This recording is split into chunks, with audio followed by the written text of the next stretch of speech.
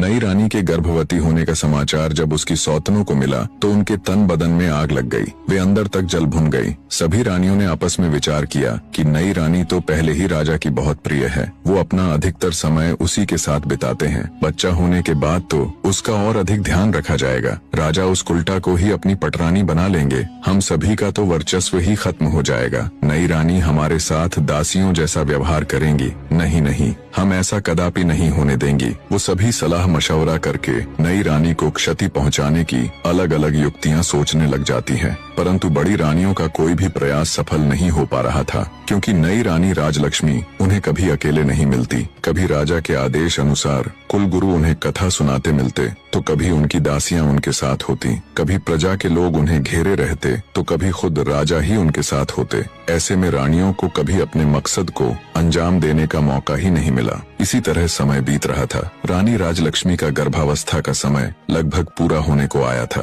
पर फिर एक दिन राज्य की सीमा पर विद्रोहियों ने आक्रमण कर दिया। शत्रुओं से निपटने के लिए राजा जय सिंह को अपनी सेना सहित राज्य महल छोड़कर राज्य की सीमा पर जाना पड़ा। बड़ी रानियों को तो जैसे सुनहरा अवसर मिल गया था। वे छोटी रानी को ऐसी दवाई देने लग गई जिससे रानी राजलक्ष्मी के गर्भ को क्षति पहुंचे और रानी से ऐसे ऐसे कार्य करवाती जो गर्भावस्था के लिए उचित नहीं थे। बड़ी रानियां छोटी रानी के भोलेपन का खूब फायदा उठाती और उन्हें उल्टी उल्टी चीजें सिखाती। जब कुलगुरु छोटी रानी को कथा सुनाने आते तो वो उसे अच्छी अच्छी बातें समझाते और आवश्यक सावधानियां बताकर चले जाते। रानी राजलक्ष्मी बिल्कुल भी समझ नहीं पा रही थी कि कुलगुरु और बड़ी रानियों की बातें इतनी भिन्न क्यों हैं। आखिर सही कौन है? रानी राजलक्ष्मी ने सोचा, बड़ी रानियां तो महिलाएं हैं, कुलगुरु तो फिर भी पुरुष हैं। महिलाओं की समस्याएं भला पुरुष कहाँ समझ पाएंगे, इसलिए जो बड़ी रानियां कहती हैं वो ही उचित है। साफ हृदय की रानी राजलक्ष्मी कभी सपने में भी नहीं सोच सकती थी कि बड़ी रानियां उसके साथ कुछ गलत कर सकती हैं। इसलिए वो आंखें बंद करके